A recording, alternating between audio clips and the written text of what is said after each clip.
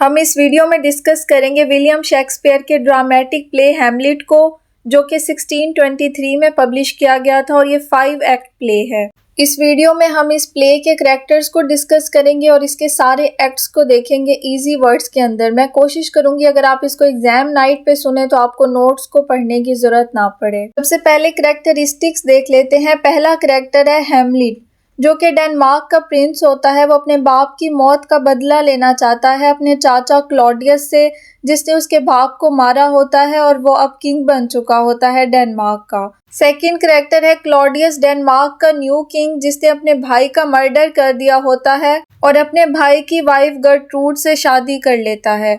Gertrude जो है वो थर्ड करैक्टर है। वो क्वीन होती है डेनमार्क की, जो अपने हस्बैंड की डेथ के बाद उसके ब्रदर क्लॉडियस से शादी कर लेती है। उसके बाद करैक्टर है पोलोनियस, जो कि क्लॉडियस का एडवाइजर होता है और वो स्पाई करता है हैमलेट पर क्लॉडियस के कहने पर।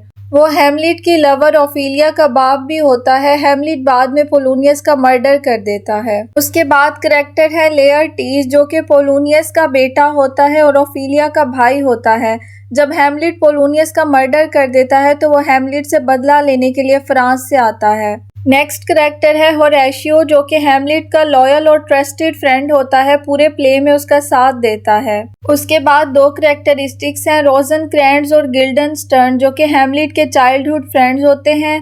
वो हैमलेट के चाचा क्लॉडियस के कहने पर हैमलेट पर स्पाई करते हैं और उसी के कहने पर ही हैमलेट को इंग्लैंड लेकर जाते हैं, ताकि इंग्लैंड का जो राजा है वो हैमलेट का मर्डर कर दे। 5 एक्ट का ये प्ले है। हम सारे एक्ट्स को देखेंगे इजी वर्ड्स में। सबसे पहले एक्ट पे आते हैं। स्टार्ट होता है घोस्ट अपीयरेंस से। डेनमार्क के कैसल में, महल में गार्ड्स जो हैं वो डरे हुए होते हैं, क्योंकि उन्होंने किंग हैमलेट का घोस्ट देखा होता है, भूत देखा होता है, और वो डिसाइड करते हैं कि वो उसके बेटे प्रिंस हैमलेट को इसके बारे में बताएंगे। उसके बाद प्ले में हमें न्यू किंग क्लॉडियस को दिखाया जाता है, जो कि हैमलेट का चाचा होता है, जिसने अपने भाई का मर्डर करके उसकी वाइफ क्वीन गर्ट्रूड से शादी कर ली होती है। हैमलेट डिप्रेस्ड और एंग्री होता है। वो अपने फादर की डेथ पर बहुत ज़्यादा सैड होता है और डिस्गस्टेड फील करता है कि उसकी माँ ने उसके अंकल से, यानी कि उसके फादर के भाई से, इतनी जल्दी शादी कर ली आफ्टर द फ्यूनरल।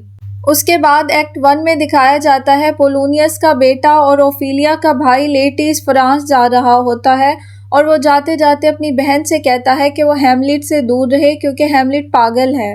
इधर गार्ड्स हैमलेट को किंग हैमलेट के भूत के बारे में बताते हैं और हैमलेट कैसल की वॉल्स पर बैठकर घोस्ट का वेट करता है। जब घोस्ट अपीयर होता है तो वो हैमलेट को उसे फॉलो करने का कहता है। हैमलेट उसे फॉलो करता है और घोस्ट उसे एक शॉकिंग सीक्रेट रिवील करता है। वो उसे कहता है कि वो उसके बाप का भूत है और वो चाहता है कि हैमलेट उसके बाप के मर्डर का बदला ले। वो घोस्ट उसे बताता है कि उसके बाप की डेथ सांप के काटने की वजह से नहीं हुई थी, जो कि कैसल में बताया गया था, बल्कि उसकी डेथ एक मर्डर थी। उसके अपने भाई क्लॉडियस ने उसके कान में जहर इंजेक्ट किया था जब वो गार्डन में सो रहा था। हैमलेट होरेशियो से प्रॉमिस लेता है कि वो किसी को भी डेथ की अपीयरेंस के बारे में नहीं बताएगा, और वो डिसाइड करता है कि ट्रूथ को इन्वेस्टिगेट करने के लिए he is going to put on an antic disposition, मतलब कि वो प्रिटेंड करेगा कि वो क्रेजी हो चुका है, मैड हो चुका है। एक्ट 2 पे आते हैं। एक्ट 2 के स्टार्ट में हैमलेट प्रिटेंड करता है जैसे कि उसने डिसाइड किया था। वो प्रिटेंड करता है कि वो क्रेजी हो चुका है। वो बहुत स्ट्रेंजली एक्ट करता है। He wanders around the castle looking messy, और उसके बिहेवियर इतना इरेटिक होता है कि किंग और क्वीन दोनों जो है वो डीपली कंसर्न्ड हो जाते हैं उसके लिए। क्लॉडियस को डाउट होता है उसकी सडन मैडनेस पर, इसीलिए वो उस पर स्पाई करने के लिए उसके बचपन के 2 दोस्तों को, रोज़ेनक्रेंट्ज़ और गिल्डनस्टर्न को बुलाता है। पोलोनियस, जो कि ओफिलिया का फादर होता है और क्लॉडियस का एडवाइज़र होता है, वो भी हैमलेट पर स्पाई कर रहा होता है उसकी सडन मैडनेस की वजह जानने के लिए। इतने में उसकी बेटी ओफिलिया उसके पास भागते हुए आती है और वो उसे हैमलेट के स्ट्रेंज बिहेवियर के बारे में बताती है कि हैमलेट उसके पास आया, उसने उसे उसकी वेस्ट से पकड़ा और उसे घूरता रहा, उसके बाद चला गया। पोलोनियस को लगता है कि हैमलेट उसकी बेटी के लिए लव सिक हो चुका है और यही उसकी मैडनेस की वजह है, और ये वजह वो क्लॉडियस को भी बताता है।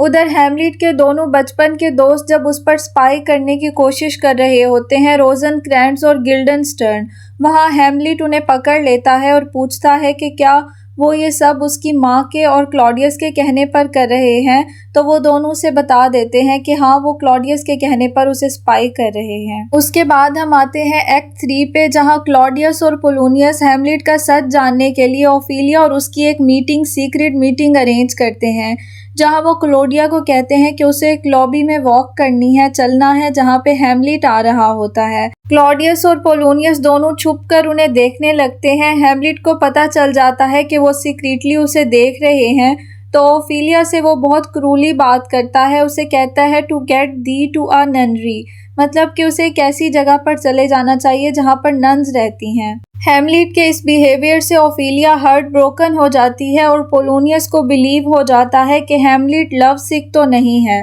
उसके बाद कैसल में कुछ ट्रैवलिंग एक्टर्स आते हैं। हैमलेट को ये परफेक्ट अपॉर्चुनिटी लगती है कंफर्म करने के लिए कि उसके फादर की जो घोस्ट स्टोरी थी मर्डर की, वो ठीक थी या नहीं। वो उन एक्टर्स को कहता है कि वो कैसल में एक प्ले परफॉर्म करें जो कि मिरर करता है बिल्कुल उसी स्टोरी को जिस तरह से उसके फादर को किल किया गया था। हैमलेट डिसाइड करता है कि वो इस प्ले के दौरान अपने चाचा क्लॉडियस का रिएक्शन नोट करेगा। वो देखेगा कि क्या उसके फेस पर कोई गिल्ट के साइंस हैं। प्ले में बार बार ये मोनोलॉग है, ये वर्ड्स हैं, वो खुद से बात करता है हैमलेट, टू बी और नॉट टू बी। उसे कंफर्म नहीं है कि घोस्ट की स्टोरी एक्यूरेट है या नहीं। जब पूरा महल वो प्ले देख रहा होता है तो हैमलेट अपने फ्रेंड होरेशियो को बताता है कि उसने उस प्ले में वो सीन इंक्लूड करवाया है जो मिरर करता है उसके फादर के मर्डर के सीन को, और वो होरेशियो से कहता है कि जब वो सीन आए तो उसके चाचा क्लॉडियस के एक्सप्रेशंस को नोट करना। जब प्ले में वो सीन आता है तो क्लॉडियस वहां से उठकर चला जाता है और प्ले को रोक दिया जाता है, जिससे हैमलेट को कंफर्म हो जाता है कि उसके बाप का मर्डर क्लॉडियस ने ही किया है। हैमलेट की मदर को ये सब पसंद नहीं आता कि क्लॉडियस इस सब से हर्ट हुआ है, तो वो हैमलेट को कन्फ्रंट करने के लिए अपने रूम में बुलाती है। जब हैमलेट अपनी मदर के रूम में जा रहा होता है तो उसे क्लॉडियस नजर आता है जो कि प्रे कर रहा होता है। कहीं ना कहीं क्लॉडियस को रियलाइजेशन हो चुकी होती है कि उसने अपने ब्रदर को किल करके अच्छा नहीं किया। हैमलेट वहां पे क्लॉडियस को मारना चाहता है क्योंकि क्लॉडियस प्रे कर रहा होता है, तो इसलिए वो उसे नहीं मारता और अपनी मदर के रूम में चला जाता है, जहां पे पोलोनियस कर्टन के पीछे छुपकर उनकी बातें सुन रहा होता है। जब हैमलेट का अपनी मदर से आर्ग्यूमेंट होता है तो पोलोनियस को लगता है कि वो क्वीन को मार देगा, इसलिए पोलोनियस हेल्प करके चिल्लाता है। हैमलेट को लगता है कि कर्टन के पीछे क्लॉडियस है, इसलिए वो उसे मार देता है। पोलोनियस को मार के हैमलेट ने खुद एक क्राइम कमिट कर लिया होता है जो कि स्टोरी का डायनामिक शिफ्ट कर देता है। किंग क्लॉडियस को अब पता चल चुका होता है कि हैमलेट को ट्रूथ पता है उसके फादर की डेथ का और वो अब डेंजरस हो चुका है। क्लॉडियस हैमलेट से पोलोनियस की डेड बॉडी के बारे में पूछता है, जिस पर वो उसे कुछ नहीं बताता। एक्ट 4 पे आते हैं। क्लॉडियस समझ चुका होता है कि हैमलेट डेंजरस हो चुका है, तो वो उसकी मदर गर्ट्रूड से कहता है कि वो अब डेंजरस हो चुका है, इसलिए वो हैमलेट को सेव करने के लिए इंग्लैंड भेजना चाहता है।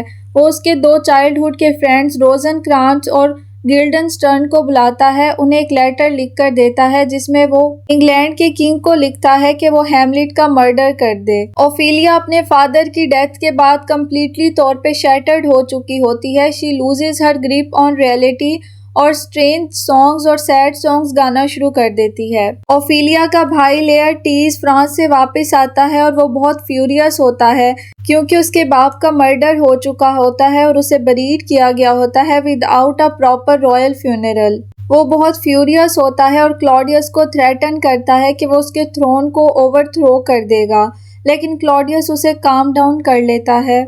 इतने में हैमलेट इंग्लैंड से वापस आ जाता है। क्लॉडियस लेयरटीज को कन्विंस करता है कि वो हैमलेट पर डायरेक्ट अटैक ना करे, वरना डेनमार्क की जो आवाम है वो उस पर अटैक कर देगी। क्लॉडियस उसे एक विकेट प्लान बताता है कि वो एक फेंसिंग मैच सेटअप करेंगे लेयरटीज और हैमलेट के दरमियान, जहाँ पे लेयरटीज की स्वॉर्ड की टिप पर पॉइजन लगा दिया जाएगा ताकि हैमलेट की डेथ हो जाए। एक्ट 5 पे आते हैं। एक्ट 5 के स्टार्ट में 2 लोग ग्रेव यार्ड में एक ग्रेव को डिग कर रहे होते हैं जो कि ओफिलिया की होती है।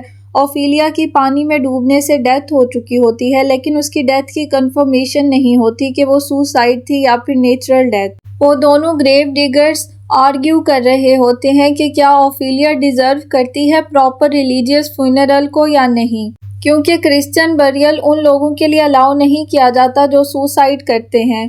वो दोनों ओफिलिया की डेथ के सस्पिशन के बारे में बात कर रहे होते हैं कि वो नेचुरल डेथ थी या फिर सुसाइड। इतने में हैमलेट अपने दोस्त होरेशियो के साथ वहां पे आ जाता है। ग्रेव डिगर्स को वहां एक स्कल मिलती है। हैमलेट उनसे पूछता है कि ये स्कल किसकी है, तो वो उसे बताते हैं कि ये यॉरिक की है। हैमलेट रियलाइज करता है कि यॉरिक जो किंग्स जेस्टर था फ्रॉम हिज चाइल्डहुड, वो रिकॉल करता है अपनी चाइल्डहुड को जब यॉरिक उसे अपनी बैक पर कैरी करता था जब हैमलेट बच्चा होता था। हैमलेट रिकॉल करता है कि किस तरह यॉरिक उसे जोक सुनाकर हंसाता था। वो उसकी स्कल को देखकर क्वेश्चन करता है, वेयर बी योर जाइब्स नाउ। जाइब्स कहते हैं जोक्स को। हैमलेट को लेसन मिलता है कि लाइफ टेम्परेरी है और डेथ इक्वलाइजर है। इसके बाद जब लोग डेड बॉडी को लेकर आते हैं तो उसमें लेयर टीज भी होता है, जिसको देखकर हैमलेट को रियलाइज होता है कि वो ग्रेव ओफिलिया की है।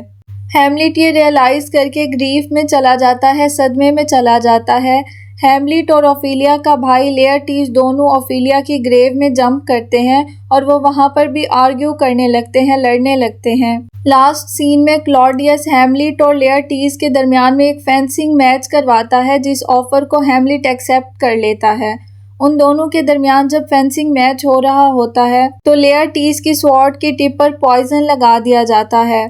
इवन क्लॉडियस हैमलेट को पॉइजन ड्रिंक भी ऑफर करता है, जो कि हैमलेट नहीं पीता। क्वीन गर्ट्रूड पी लेती है, जिससे उसकी डेथ हो जाती है। वहां पर लेयरटीज की भी डेथ हो जाती है और वो मरते वक्त हैमलेट को कहता है कि उसने हैमलेट को माफ कर दिया। हैमलेट अपनी डेथ से पहले, क्योंकि हैमलेट को भी वो पॉइजन स्वॉर्ड लग चुकी होती है, तो वो अपनी डेथ से पहले उसी स्वॉर्ड से क्लॉडियस पर अटैक करता है और क्लॉडियस की भी डेथ हो जाती है। इस सीन में सबकी डेथ हो जाती है, सिर्फ होरेशियो जो है वो जिंदा रह जाता है। एंड के सीन में नॉर्वे का प्रिंस फोर्टिनब्रास आता है डेनमार्क पर कब्जा करने के लिए, तो होरेशियो उसे पूरी स्टोरी बताता है हैमलेट और उसके रिवेंज की।